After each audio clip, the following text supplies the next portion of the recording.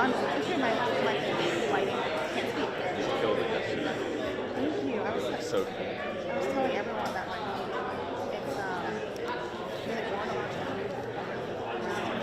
watch it. So it's interesting the amount of information like the standing and it's fun. So thank you. Yeah, it was cool. It's just the longest one. I heard he was like an hour late. We had to be there by noon, but the preset was like 10. So I decided I just went at 10 more people to go back in. So we were there from like 10 to 4. Just sitting there was no one. I could barely get a text out, and I'm like, so I basically sat there playing shit over on my phone.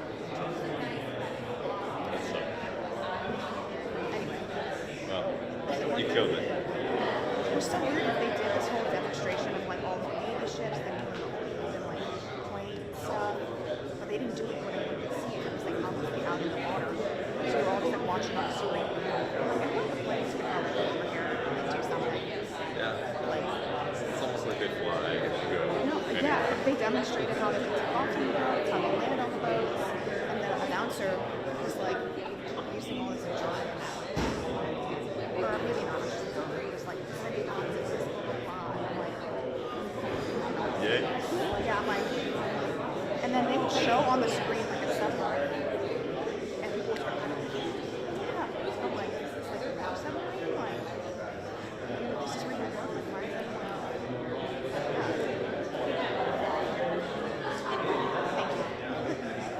Thank you. We missed you at workout. I know, and I was asked to help with it, and it's just like when I first started my job, so I was like, it's been kind of be a lot, and then Saturday was my first day off, Sunday, and I was like, I don't have it. Did you get reviewed? Yeah, I helped out there. And Scotty, which was fun. Scotty Yeah. and Caitlin. From where? I'm The sorry. banner. Oh, she's cool. Yeah. She was really. I didn't even show her what she Kind of said. eccentric. Yeah. She's a lot of energy. She does. I didn't even really show her my stuff. We just were like talking. Yeah. It was just. I've never talked to her before, so it was nice to chat. She's cool. She'll come down occasionally for stuff, but I've seen her when I do After we were talking about that because I'm working on a horse racing project. I'm doing that for school, so that was fun to chat with her about. And then just like her story stuff and like building connection with people. Hey guys, not a big deal right now, but Oh yeah. time frame. Oh, but sorry. like, not a big deal. What promise?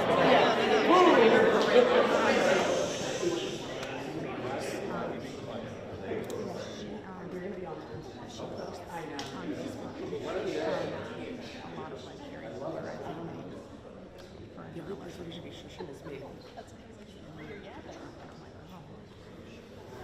That's why I stay off of Facebook. Yeah.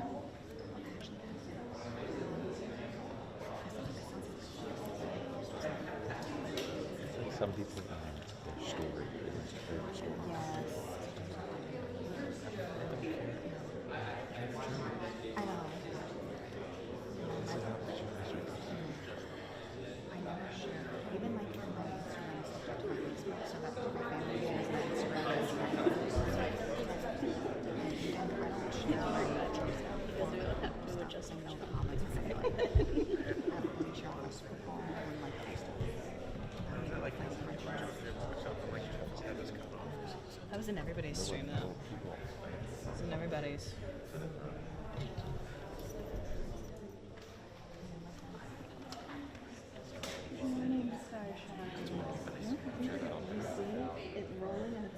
Yes.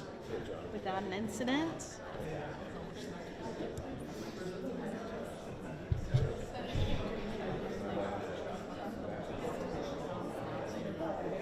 I like this bread situation. I mean, you've got going on. I stole it from my mother. Actually, the 90s dealer. Yes, surely. Yes. And the 90s were probably really kind of. I realized that the top of my head was really greasy. It doesn't crazy. It looks like she's healthy and shiny. You know what I mean? Like The shiny is low over there. it was that I knew exactly where I thought you were. Well, we like went out there and they were like,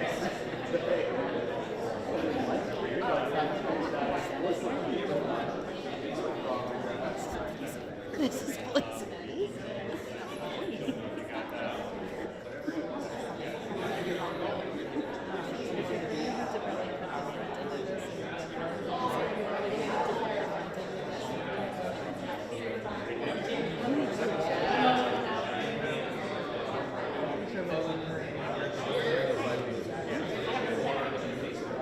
Is Lily in your class? No, actually. Well, I went a little tighter because I can only get this on. No, it's all I was talking about art. It's right under the mic. Okay, that's what I thought. I was like, I- oh, I just started building this. I think those trainers, I keep them.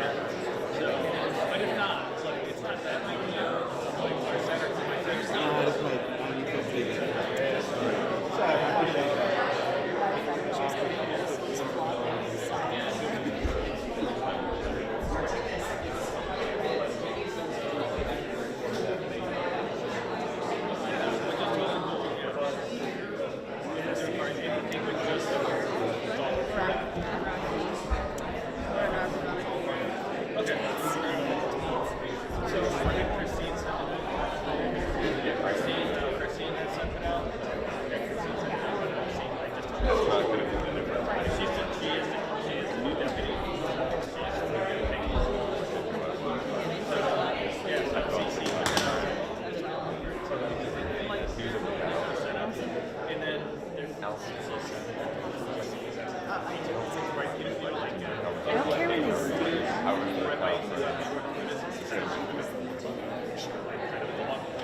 start.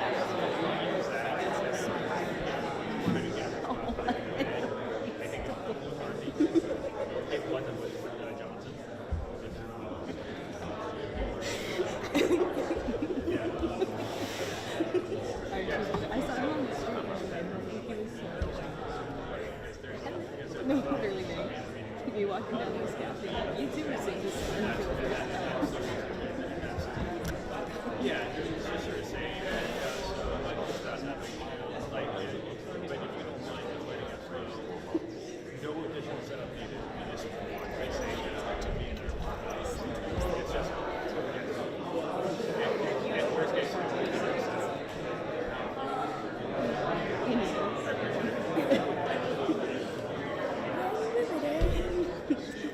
It's a good spirit. I cannot wait to see it.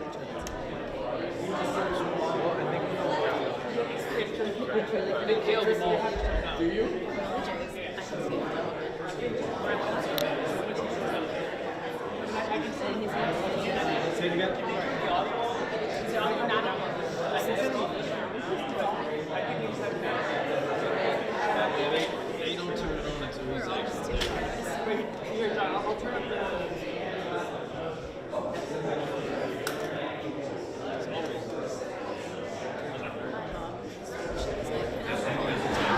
Testing, welcome everybody. Me and thumbs up if we're good guys. Testing, mic at 1, 2, 3. Testing, mic. Good. thank you. She said, why we had an opposition. To shoot over.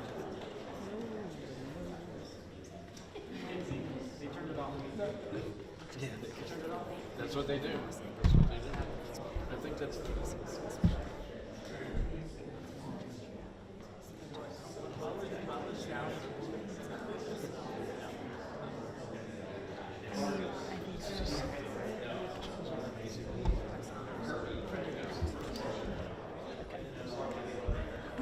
I was gonna say, I feel like you know me well enough at this point for me to be like, I mean, I was intending that one.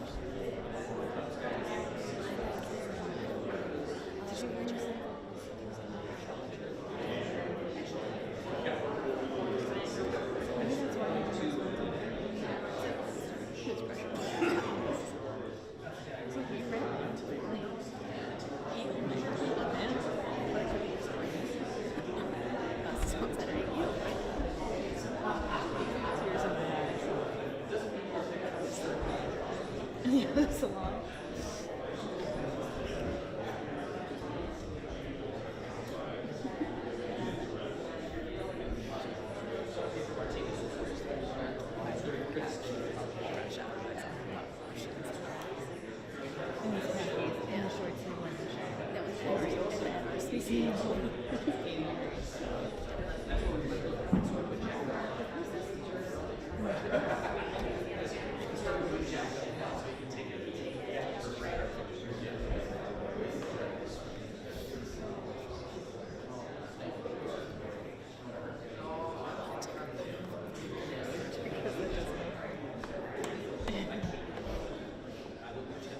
actually crazy.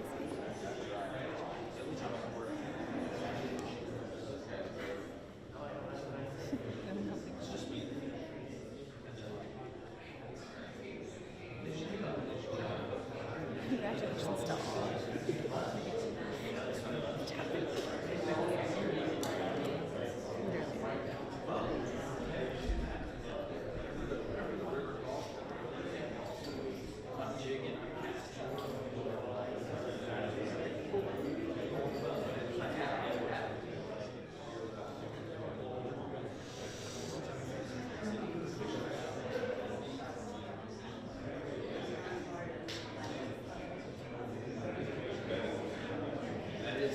My mom's newest campaign is that she needs to show that she's a hunter to connect with the birds, the siblings and the men.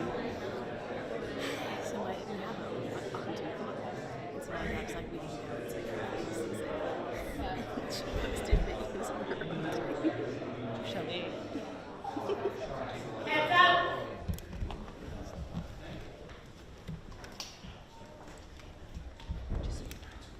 In his shot with the basketball. So just back up.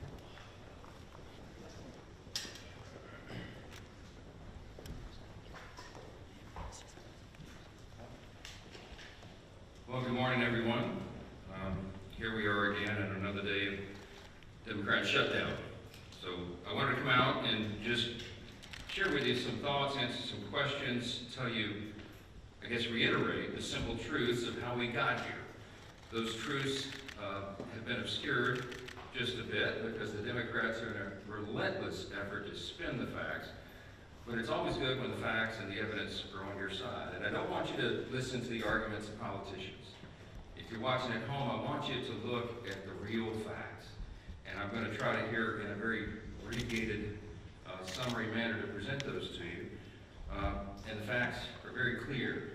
Okay, so the first fact is by way of reminder, how did we get here? Why is Washington tied into a knot right now? Well, I became Speaker almost 2 years ago. And I was frustrated, as most rank-and-file members of Congress are, frustrated about how Congress really doesn't work that well for the American people. That's why people are frustrated about it. We don't spend money responsibly here. We haven't for many years. And the reason for that is because typically, for the annual funding of the government, it's done in a back room. Literally, there's a deal made by the top 4 leaders in Congress, and that's hoisted upon the members, usually at the end of the year, right before a holiday, an omnibus spending bill.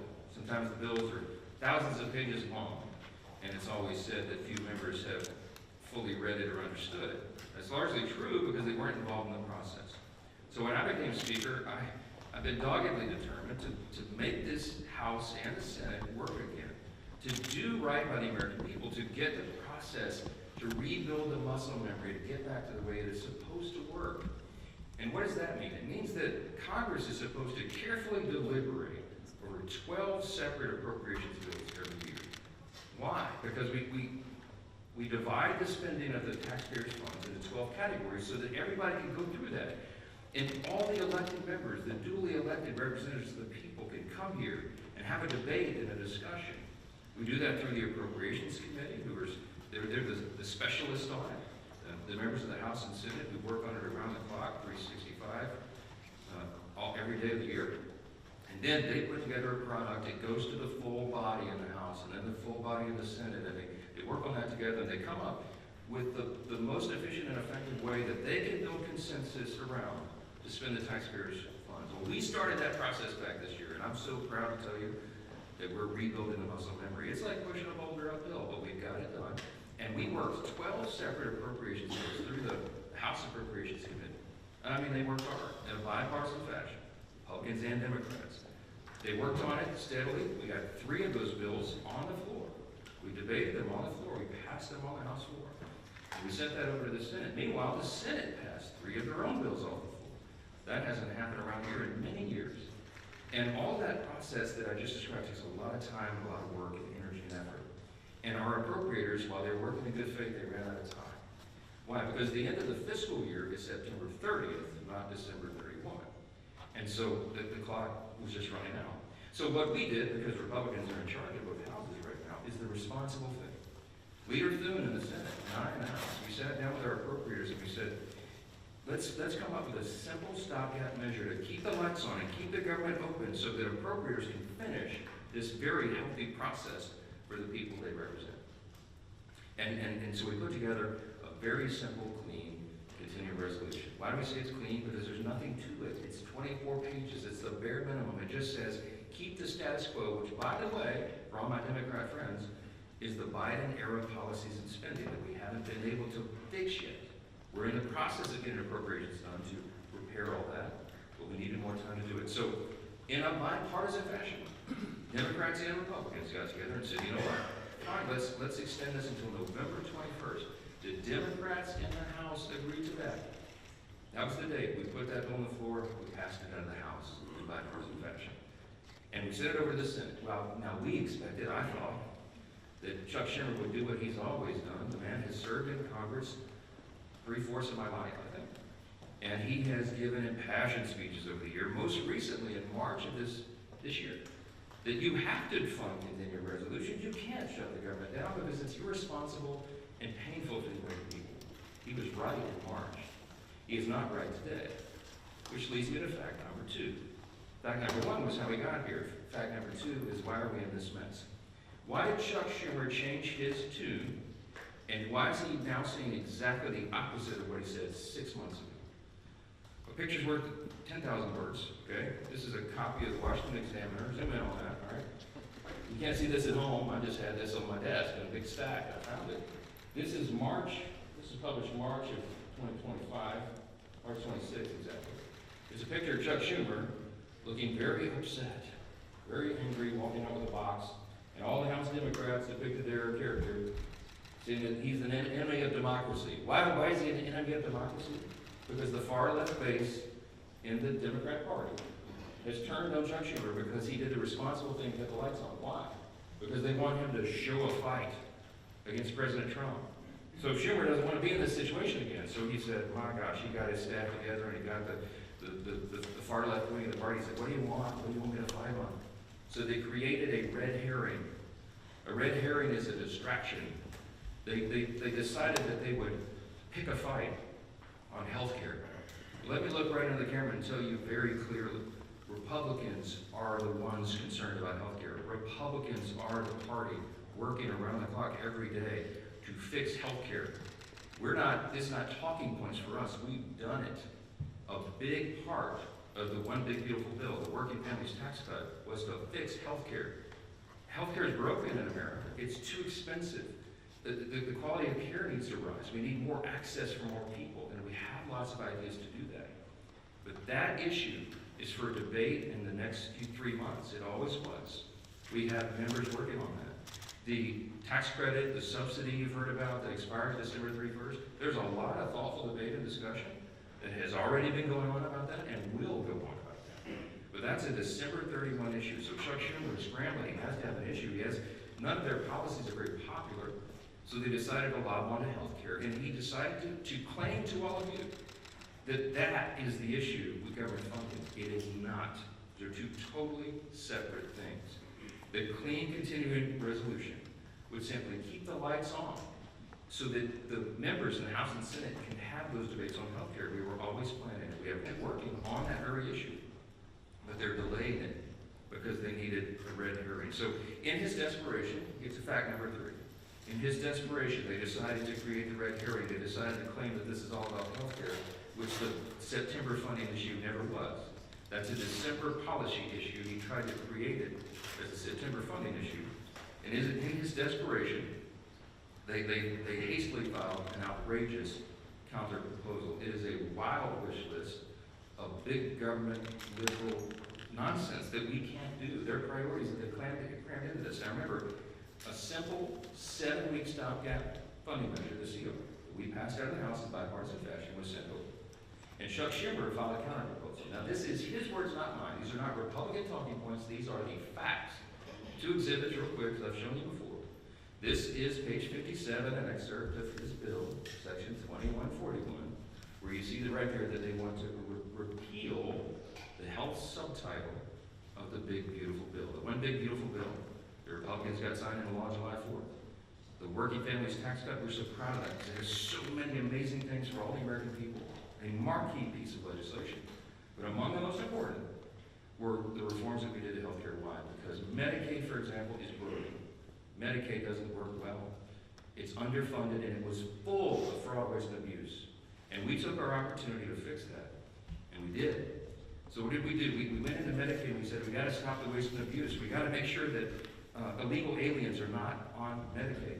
Medicaid is intended for U.S. citizens only, not illegals who break our law and come over the border. And we gotta make sure that young, able-bodied men who do not have dependents are working and not riding the wagon.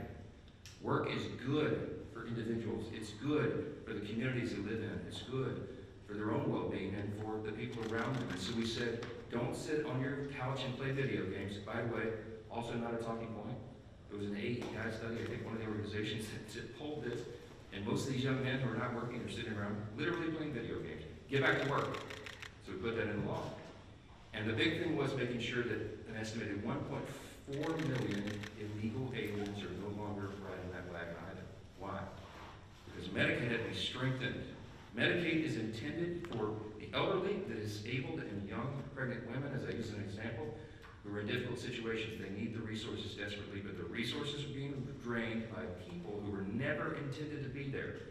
So Republicans got busy and fixed it. We put it in the big, beautiful bill. So, back to fact number 3, I guess I'm still on. Chuck Schumer files a counter proposal and says, we want to reverse all that. Well, among the effects, among the things that he would reverse, is putting illegal aliens back on the program. Don't take my word for it. Look at the evidence. We're here at Exhibit B. This is the list of the actual provisions that would be reversed if Chuck Schumer's language was voted on and passed. Among those, it would end, see, these are the provisions, the Working Families Tax Cut Act, these are the provisions of our bill that did each of these things. We ended Medicaid funding for most non-citizens. They would reverse that, and it would cost American taxpayers, hard-working Americans, an estimated $6.2 billion. And you see, you just go down the list. The California loophole, you know what they did in California? Gavin Newsom and the team out in California? They expanded Medicaid to cover all able-bodied illegal alien adults. These men who could be working or whatever, I mean, they're not even citizens. Never intended by Congress. They put that on the tab of the taxpayer. And so we reversed it. Chuck Schumer would repeal that. He would repeal those repairs, and this is what it would cost you. Do the math, I won't go through each line, but it's on the website, speaker.gov, you can pull this up. It amounts to $192 billion, $192.8 billion. So almost $200 billion that Chuck Schumer wants to put back in. Also, by the way, while he's repealing our health subtitle, he would also repeal the $50 billion that Republicans put into the bill to support our rural hospitals around the country. Why would Chuck Schumer do that? Because he's desperate for political cover.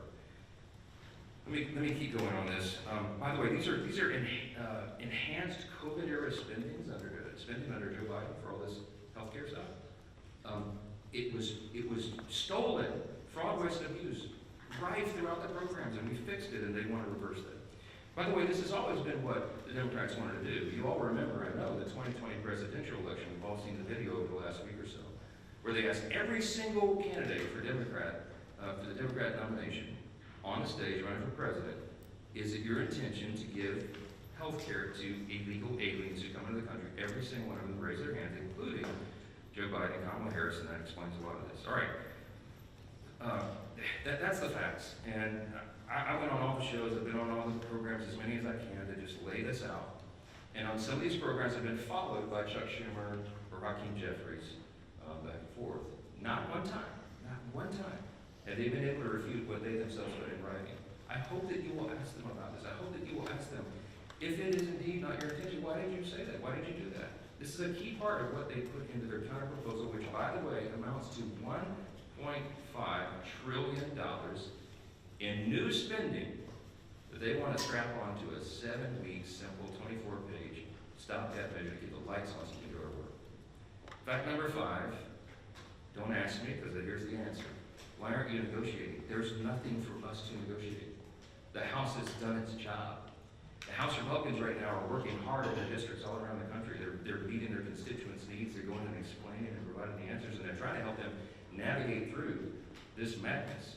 Some of our Republican colleagues, we had a big conference call on Saturday. Many of them are working throughout. They're making trips to all their rural hospitals in their district to help them navigate and access this fund that Chuck Schumer is trying to take away. Republicans are on the job. We want to improve health care. We have ideas and plans to do that, to fix the COVID level madness and adjust Obamacare so that it works for more people, so you have higher access to care and the costs are reduced. And so they're doing that right now, but there's nothing for us to negotiate or to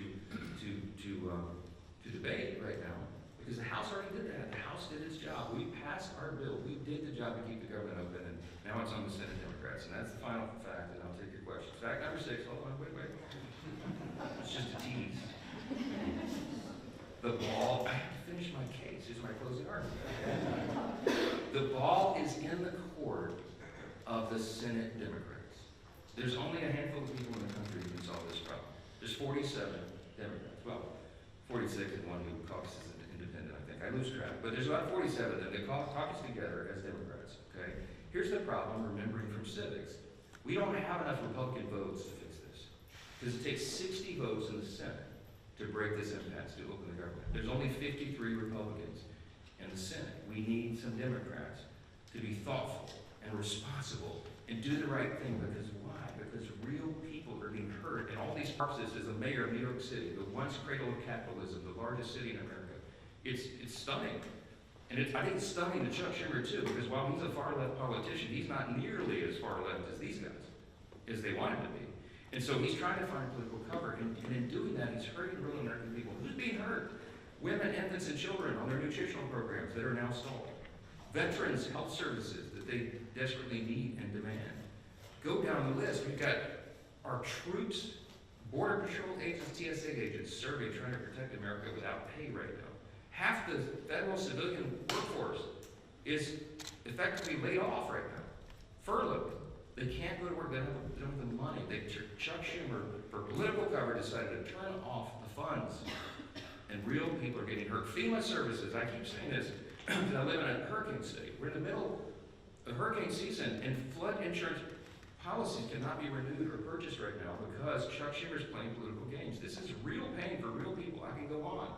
There are articles written in the last 2 days. Some of your outlets wrote about low-income Medicaid or Medicare recipients, for example, who have been able to receive health care at home because we expanded that through telehealth and all that. All that is shut down.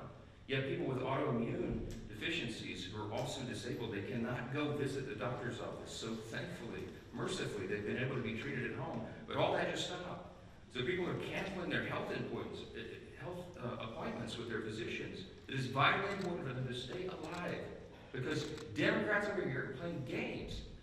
We have one plea and one plea alone.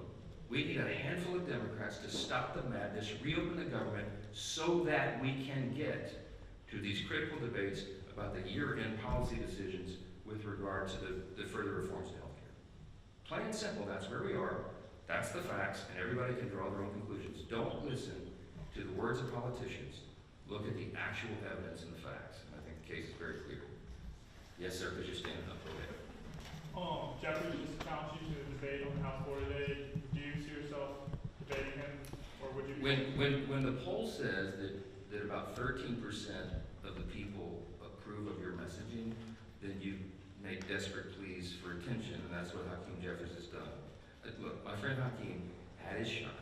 We debated all this on the House floor, as you know, before we passed our bill. He spoke for 7 or 8 minutes. He had all of his colleagues lined up. They gave it their best shot. They argued and they stomped their feet and screamed at us and all that.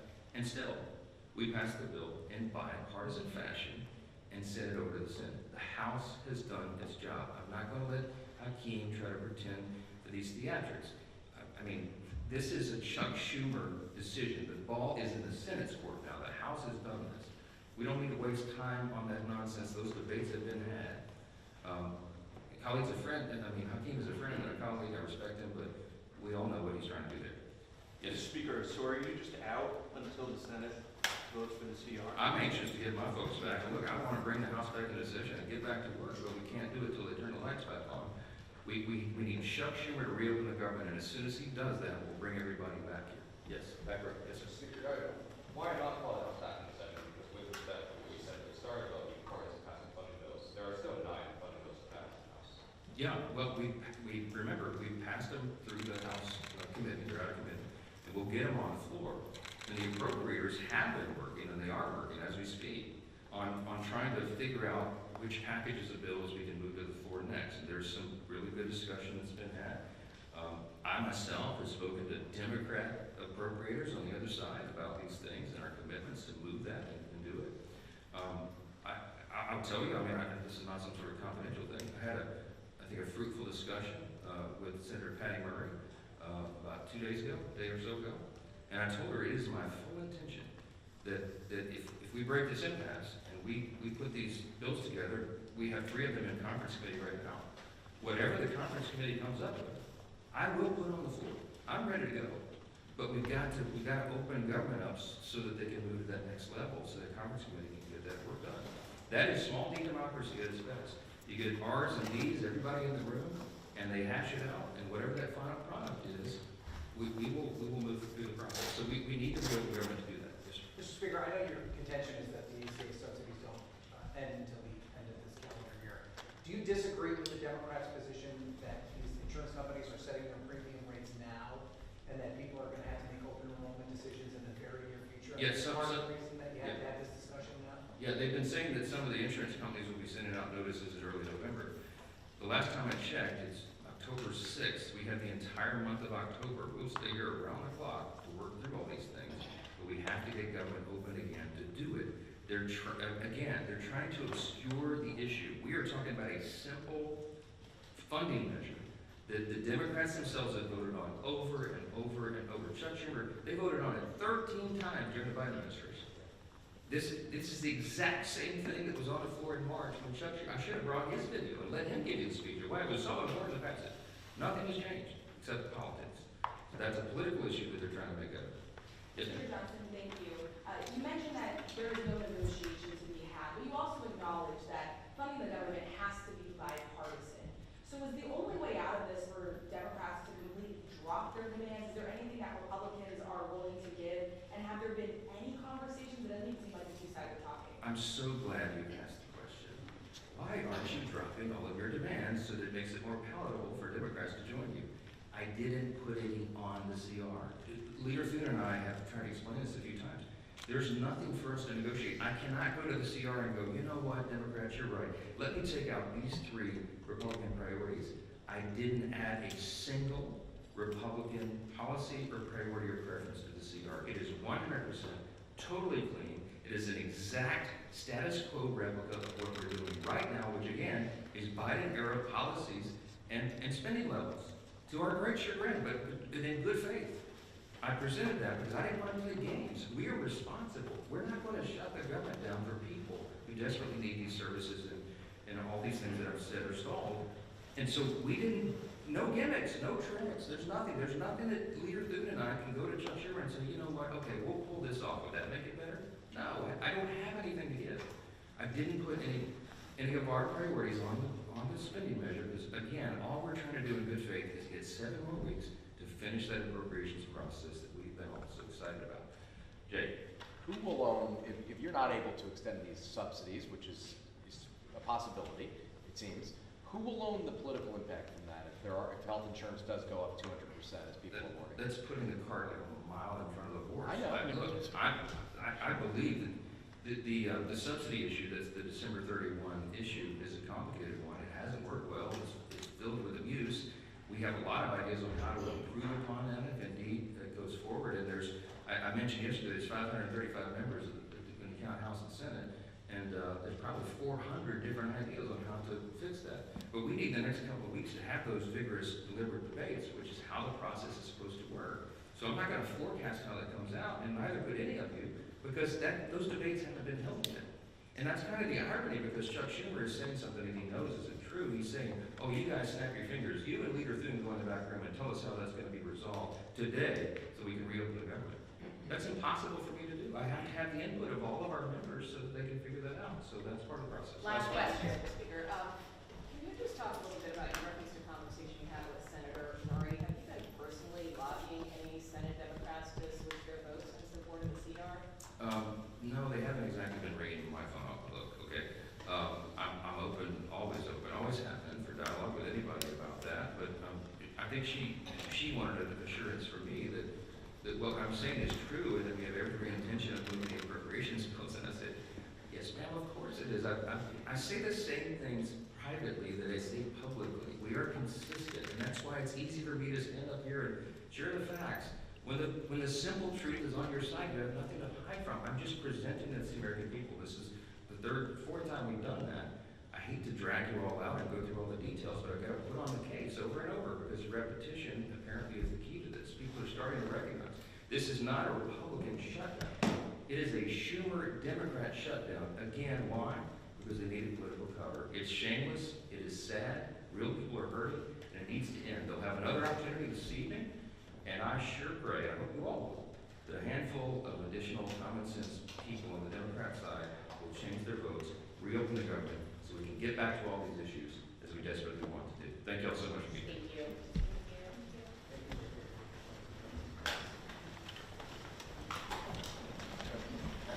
Thank you.